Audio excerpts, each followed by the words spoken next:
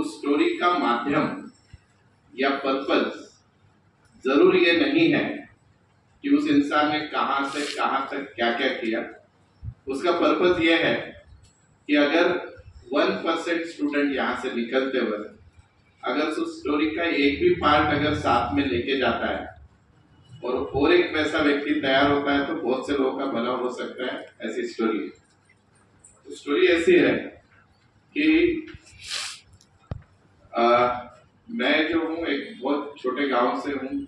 हमारे गांव का नाम बोलो एक तालुका प्लेस है आंध्रा महाराष्ट्र बॉर्डर पे। इसके कारण मैं तेलुगु भी जानता हूँ, उर्दू भी जानता हूँ, मराठी हिंदी तो है, गुजराती है, इंग्लिश है, ये भाषा सीखने को मिली। और हमारे यहाँ मैं आपको मेरी स्टोरी बता रहा हूँ और उसका पर्पज ही ये है कि कुछ उसमें चीज लेने लायक लगे तो जरूर ले लेना और आपके बच्चों को और पेरेंट्स को पता चले कि वो कहाँ पे सीख रहे हैं और उस जगह का जो व्यक्ति है वहाँ के जो सारे चुने हुए लोग हैं वो किस बैकग्राउंड से आते हैं। तो हमारे यहाँ गांव में ऐसा था कि अच्छा कहीं पे मैं थोड़ा बहुत इमोशनल हो गया तो संभाल लेना, नहीं होऊंगा मैं, बहुत बार बताइए तो ऐसे नहीं। तो हमारे यहाँ पे ऐसे था कि मुझे 4 बहनें और मैं अकेला भाई और उसमें क्या कि घर की परिस्थिति एकदम खा पी के मजे में बहुत ज्यादा कुछ ये नहीं, लेकिन जैसे वैसे चल रहा था। तो हमारे यहाँ गाँव में एक ही स्कूल था मराठी मीडियम का, वहां पे मैंने 10th किया और मुझे 10th तक मैथ्स बहुत अच्छा लगता था। Maths is my favourite subject और मुझे 4th तक मैथ्स कुछ भी नहीं आता था और 7th में बहुत अच्छे टीचर मिले और उसके बाद मैथ्स अच्छा लगने लगा। एंड 10th क्लास हमारे टाइम पे, यानी बहुत पुराना टाइम नहीं था, पर मैथ्स 150 मार्क का हुआ करता था, 150, यानी ज्योमेट्री 75, अलजेब्रा 75। और उस समय मुझे मैथ्स में 150 में से 150 मार्क्स आए 10th में और हमारे परसेंटेज 75, यानी आपके बेस्ट ऑफ 5 के 95 समझ के चलो। तो वो परसेंटेज आने के बाद कोई गाइड करने वाला नहीं था कि करना क्या है और मैं सब सच्ची चीजें बता रहा हूँ, जो गलत है वो गलत भी बताऊंगा, जहाँ मैंने जीवन में गलती की वो भी बताऊंगा जिससे आप सीखो। तो 75% आने के बाद हमको प्रश्न पड़ा कि भाई अभी करना क्या है, आर्ट्स लेना है, साइंस लेना है, कॉमर्स लेना है। तो हमने स्ट्रीम का डिसीजन कैसे लिया। आप लोग अलग अलग टेस्ट कराते हो, आप लोग किसी को पूछते हो, करियर गाइडेंस होता है आपके पास। हमारे पास एक ही गाइडेंस था, क्लास के लड़के लड़कियां कहाँ पे ज्यादा जा रहे हैं और उस बेसिस पे मैंने साइंस ले लिया 11th में। 11th में साइंस लेने के बाद हमारे यहाँ कॉलेज में मैक्सिमम टाइम क्रिकेट के ग्राउंड पे, बचा हुआ टाइम कैंटीन में और कभी कभी हिंदी का लेक्चर हम लोग अटेंड करते थे जिसमें सिर्फ टीचर को सताने के लिए क्लास ली जाती थी। तो टीचर आज भी, उनका उम्र 70-75 हो गया, मुझे फोन करके हफ्ते में एक बार बात करते हैं। तो ऐसे चल रहा था। फिर जब 12th की एग्जाम आ गई नजदीक तो पापा ने बोला भाई तू 2 साल कुछ पढ़ाई नहीं किया, लेक्चर नहीं, कुछ भी नहीं, अभी पास कैसे होगा। बोला साइंस लिया इसीलिए 20 मार्क तो प्रैक्टिकल के होते, तो 20 मार्क प्रैक्टिकल के थे। लोग जब साइंस में पास होते हैं तो उनको पूछते हैं पीसीएम का ग्रुप कितना आता है, मीन्स फिजिक्स केमिस्ट्री बायोलॉजी में कितने मार्क है। तो मला फिजिक्स मध्ये 35 मार्क, बायोलॉजी मध्ये 36 आणि केमिस्ट्री मध्ये 36 असे मार्क होते। And what is the total percentage of 12th class? तो ते होते 49%, 49% 12th साइंस। अब जैसे तैसे पास हो गया, वही बड़ी बात थी। उस समय भी हिंदी में स्टेट में फर्स्ट सबसे ज्यादा मार्क आए थे हिंदी में, तो इमेजिन करो उसके ही मार्क अच्छे थे, बाकी सब्जेक्ट को छोड़ दो। और वो मैथ्स भी छूट चुका था, तब तक ध्यान ही नहीं दिया।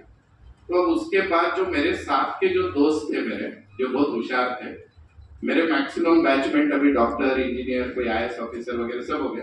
अब अपन ने क्या करने का, तो हम लोग जितने बच गए सबने कॉमर्स ले लिया। अब बचा हुआ जो कचरा था पूरा, वो सब बोले अभी अब कॉमर्स लेने का, तो कॉमर्स ले लो।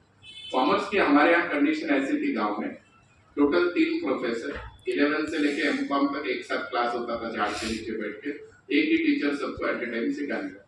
तो बीकॉम फर्स्ट ईयर आ गया। बीकॉम फर्स्ट ईयर आने के बाद साल भर में डेबिट क्रेडिट कुछ भी नहीं मालूम, साइंस बैकग्राउंड। और फिर साल का एंड आता था, मैंने बाकी सब्जेक्ट की बहुत अच्छी पढ़ाई की और आप बिलीव करोगे हम लोग बीकॉम फर्स्ट ईयर में 22 लोग थे, उसमें से सिर्फ 7 लोग पास हुए, उसमें मुझे सबसे ज्यादा मार्क मिले। इमेजिन करिए बाकी के लोग कैसे रहेंगे।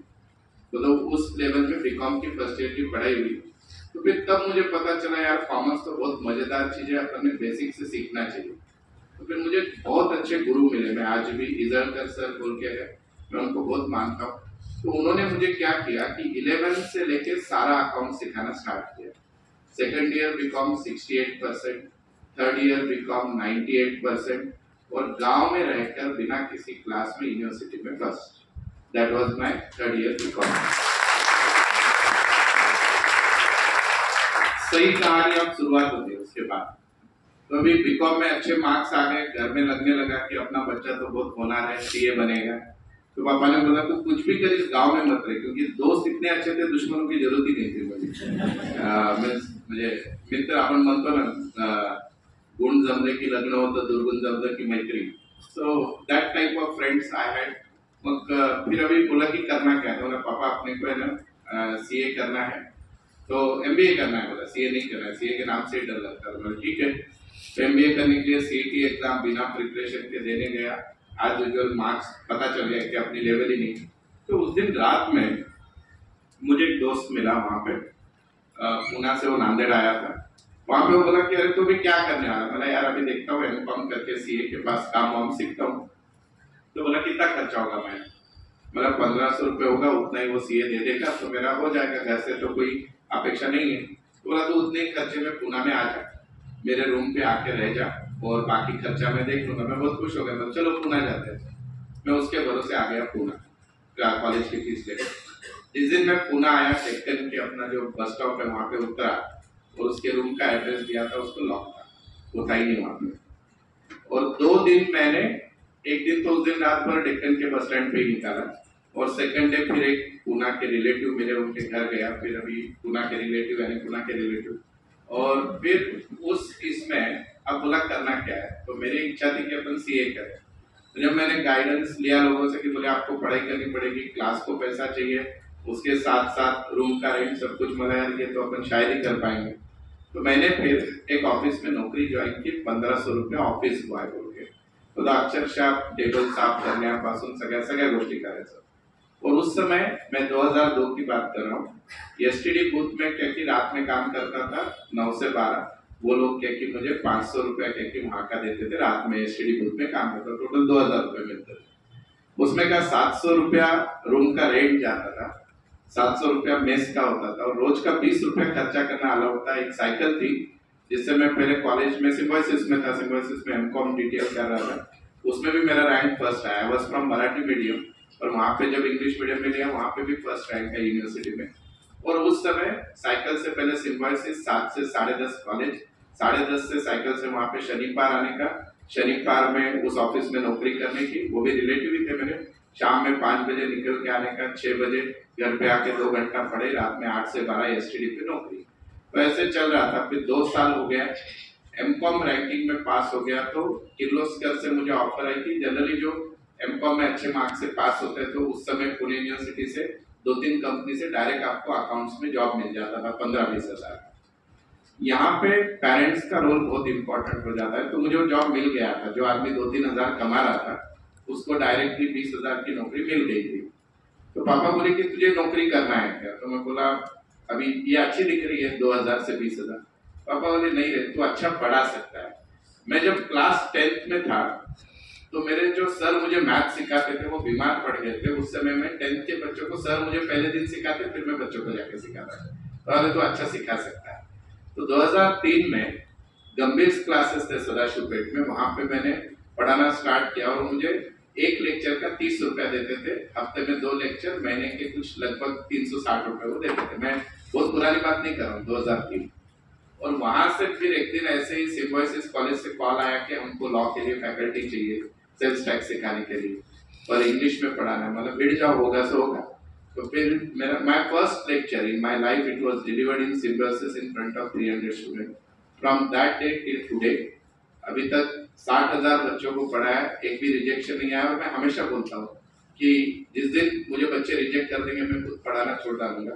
फिर वहां से स्टार्ट हुई। मैं 4-5 कॉलेज में विजिटिंग फैकल्टी था। ILS law college, Symbiosis law college, Indira institute of management, Symbiosis institute of management. फिर ऐसे करते करते 5-6 कॉलेजेस में मैंने पढ़ाना स्टार्ट किया। और 2007 तक लगभग जो इनकम 2-3 हजार थी वो 20-30 हजार पे आ गई। फिर 2007 में जहाँ पे सातारा रोड पे बालाजी नगर पे क्लास था, वहां पे क्लास स्टार्ट किया। बहुत मेहनत से चालू किया, पर जो मेरे साथ में पार्टनर थे उन्होंने 2009 में कुछ फ्रॉड करके मैंने जितना कमाया था पूरा रुपए चला गया। I was again back to zero. और अभी जिस प्रीमाइसेस पे आप लोग सातारा रोड पे आते हो, वहां पे मैंने 2009 के दरमियान क्लास चालू किया। 1 लाख रुपया बैंक से लोन लिया था, 30,000 रुपए की गाड़ी, 30,000 रुपए की एडवर्टीजमेंट और 40,000 रेंट। और पहले साल में सिर्फ 3 स्टूडेंट आए थे क्लास में, पहले 2 महीने म्हणजे हप्ता येणार होता 3,500 आणि फीस जमा झाली होती 1100। आणि त्यातून सुरुवात केल्यानंतर पहिल्या वर्षी समता 300 विद्यार्थी, फिर 500, फिर 3,000, फिर 10,000, ऐसे करते करते अभी तक 60,000 विद्यार्थी हो गए। फिर उसके बाद मैंने एजुकेशन छोड़ा नहीं, मैंने पीएचडी की 2 बार, मैंने एमफिल किया, नियर अबाउट 10 डिग्री है अलग अलग जो लेके रखी है। और एक ही चीज मैं सोचता था कि जिसमें भी मैं जाऊंगा उसमें 1 नंबर करूंगा। और एक 2 सीक्रेट्स मैं आपको अभी अभी 1-2-3 साल से अभी बंद किया है, जो मुझे आपके साथ शेयर करने को बहुत अच्छा लगेगा। कोविड तक वो सीक्रेट चालू था जिंदगी में। तो वो ऐसे था कि पापा हमेशा एक चीज बहुत अच्छा बोलते थे कि कुछ भी हो जाए, भीड़ जाए तो कुछ लेके ही नहीं गया था साथ में, 5,000 ही रुपए थे, अभी जो कुछ इतने साल पुना ने तुझे संभाल लिया है। तो उस एक हिम्मत के कारण, पापा मम्मी पढ़े लिखे नहीं है लेकिन वो जो हमेशा गाइड करते थे, उसके कारण दुनिया में हिम्मत बहुत मिली। और तब से दो चीजें जो मैंने मेरे लाइफ में फॉलो की, वो पहली ये थी कि अपने इनकम में अपन समाज को कुछ देना लगते हैं। तो वो समाज सेवा का कीड़ा तो पहले से था।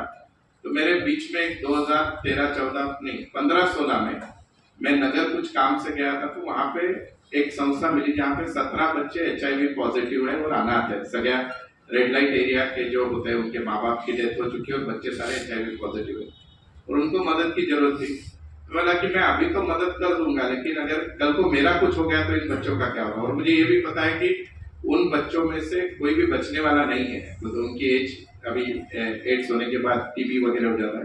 तो मैंने उस समय उनके लिए जो अमाउंट इतना फिक्स करके दे दिया है उस संस्था को कि जिसके कारण वो बच्चे नवनीत माननी रहो या ना रहो कि वो बच्चों का पेट चलता रहे। दैट आई डिड, क्योंकि मुझे ऐसे लगता है कि अपने कमाई में सबका हिस्सा है। और एक चीज मैंने 2018-19 तक, तो ये तो चीज शायद ये दीपेश सर, वैभव सर, जो भी लोग में से 10-12 साल से जुड़े हैं उनको भी नहीं पता।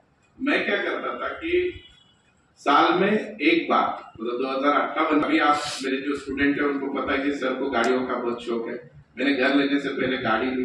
अभी मैं एक एज अ फैकल्टी बोल के मेन जो है कि गाड़ियां वगैरह सब शौक। लेकिन मुझे ऐसे लगता है कि जब हम बहुत ऊंचाइयों पे पहुंच जाते हैं तो अपने पांव जमीन पे रहने चाहिए। मैं उसके लिए क्या करता था कि साल में एक दिन अपनी जो औकात थी उस पे आने के लिए मैं एक बार मीन्स जहां पे भी रहता हूँ वहां से बस से मैं वहां पे जाया करता था उनके पास, दिन क्या काम करता था, और बस से जाकर उनके यहाँ 2 घंटा बैठा करता था, मतलब एज ए एम्प्लॉय उनका, कितना भी पैसा आ जाए। तो वो मुझे मेरी औकात हमेशा याद दिलाता था कि आप जीवन में कितने भी बड़े हो जाओ लेकिन आपके पांव जमीन पे रहने चाहिए। और आज तक जितने साल से हम लोग ये क्लास चला रहे हैं उसमें एक ही कोशिश की है कि जो भी स्टूडेंट यहाँ पे आए उसने, उसके माँ बाप ने उसके माँ बाप ने जो पैसा दिया है वो पैसों का हम पूरा आउटपुट दे, और उसी लेवल पे क्लास चल रहा है। और आप सबके आशीर्वाद से जिस दिन भी ये बच्चा, मेरे कम से कम 10,000 स्टूडेंट, मैं एमबीए नहीं हूं, मेरे 10,000 स्टूडेंट टेस्ट मैनेजर से,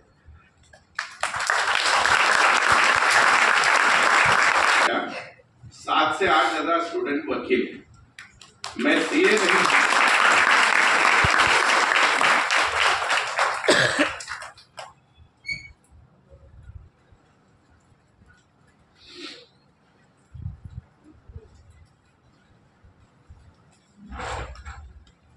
तो जब ये स्टूडेंट कुछ बन के आएंगे ना तो वो सबसे बड़ी गुरु दक्षिणा होगी, और उसी के लिए ये क्लास चल रहा है। बहुत बहुत धन्यवाद।